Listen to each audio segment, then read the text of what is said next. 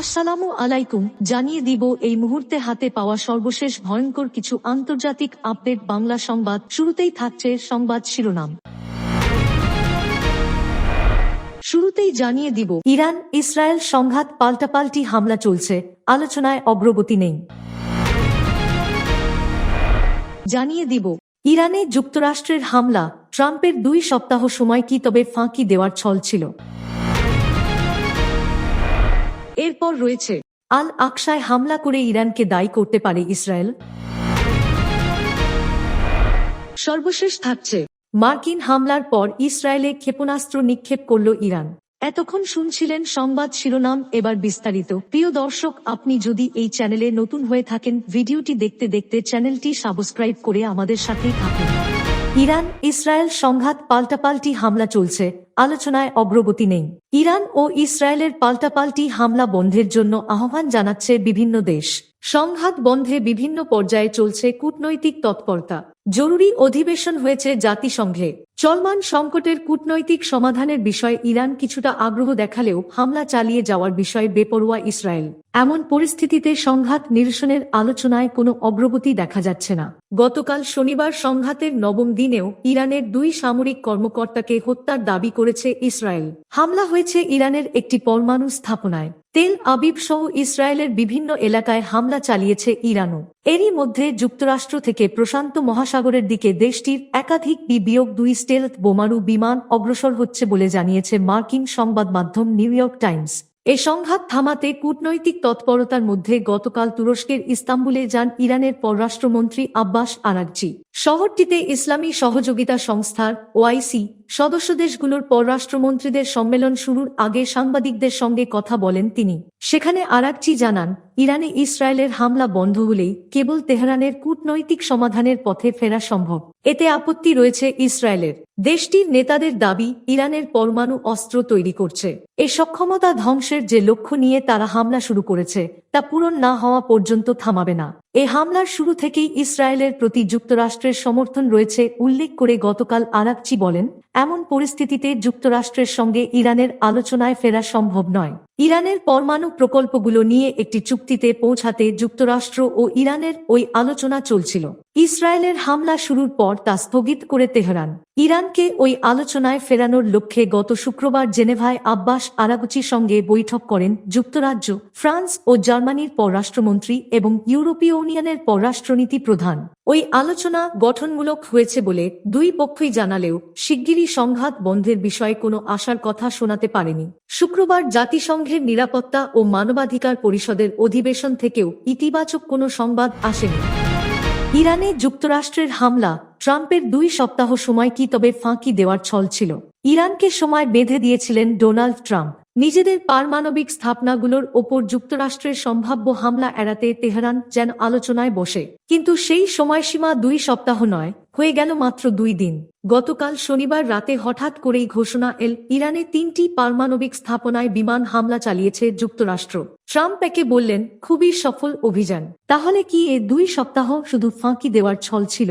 ইরানকে কি ছুটির দিনে 2 সপ্তাহ সময় আশ্বস্ত রাখতে মার্কিন হামলা থেকে এ কৌশল নেওয়া হয়েছিল, নাকি ট্রাম্পের নিযুক্ত মধ্যস্থতাকারী স্টিভ উইটকফের নেতৃত্বে পর্দার আড়ালে চলা আলোচনাগুলো ভেস্তে গেছে?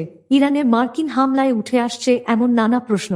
ইরানে যুক্তরাষ্ট্রের হামলার তাৎক্ষণিক ফলাফল নিয়ে এখন পর্যন্ত স্পষ্ট করে কিছু জানা যায়নি। তবে হামলার খবর জানিয়ে সামাজিক মাধ্যমে ট্রাম্প লিখেছেন, এটাই শান্তির সময়।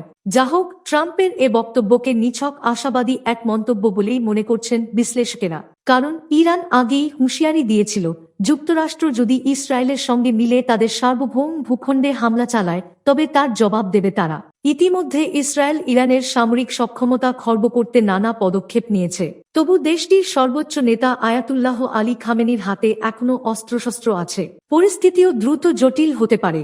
যা হোক, ট্রাম্পের এ বক্তব্যকে নিছক আশাবাদী এক মন্তব্য বলেই মনে করছেন বিশ্লেষকেরা। কারণ ইরান আগেই হুঁশিয়ারি দিয়েছিল, যুক্তরাষ্ট্র যদি ইসরায়েলের সঙ্গে মিলে তাদের সার্বভৌম ভূখণ্ডে হামলা চালায়, তবে তার জবাব দেবে তারা।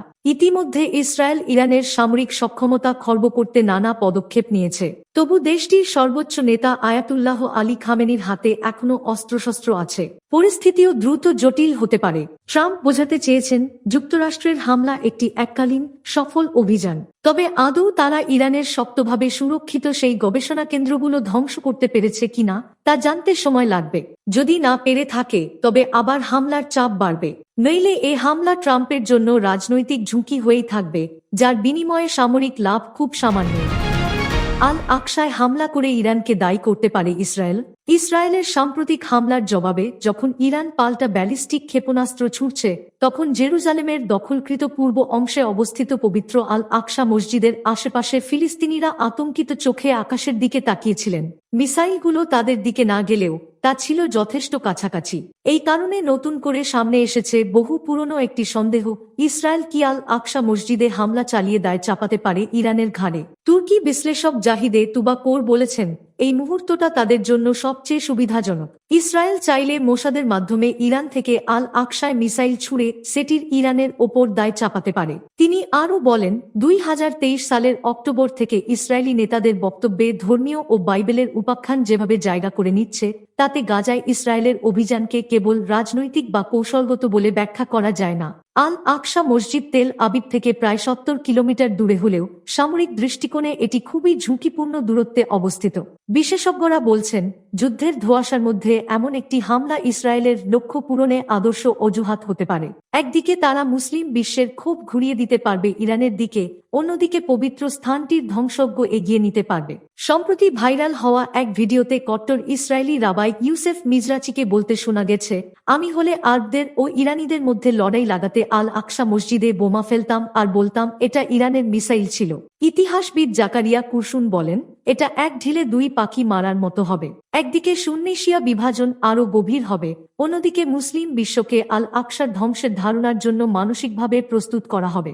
ইসরায়েল সরকার বহু বছর ধরেই টেম্পল মাউন্ট আন্দোলনকে বিভিন্নভাবে সমর্থন করে আসছে। এই আন্দোলনের উদ্দেশ্য হল আল আকসা মসজিদ ও ডোম অব দ্য রক ভেঙে একটি ইহুদি উপাসনালয় নির্মাণ করা।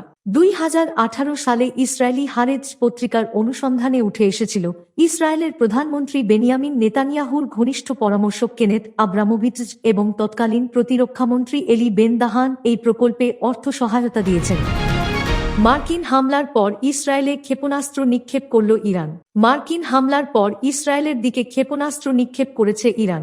ইসরায়েলি সংবাদ মাধ্যম হারেজ জানিয়েছে, ইরানের দিক থেকে একাধিক ক্ষেপণাস্ত্র নিক্ষিপ্ত হওয়ার সংকেত শনাক্ত করেছে ইসরায়েলি সেনাবাহিনী। ফরাসি বার্তা সংস্থা এফপি জানিয়েছে, ইসরায়েল ব্যাপী সতর্ক সংকেত জারি হয়েছে এবং তেল আবিব সহ দেশের একাধিক স্থানে বিস্ফোরণের আওয়াজ পাওয়া গেছে।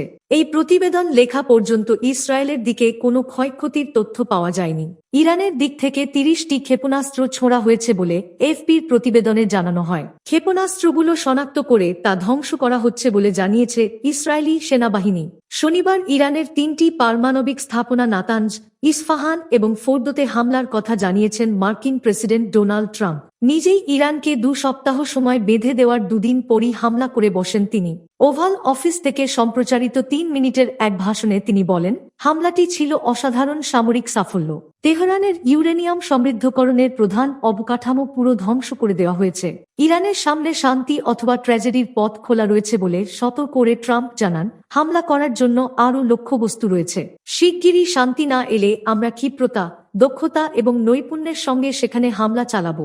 এদিকে মার্কিন হামলার প্রতিক্রিয়ায় ইরানি পররাষ্ট্রমন্ত্রী আব্বাস আরাকি বলেছেন, ইরানের পারমাণবিক স্থাপনায় মার্কিন হামলার পর আত্মরক্ষার সব রকম বিকল্প ব্যবহারের অধিকার তাদের রয়েছে।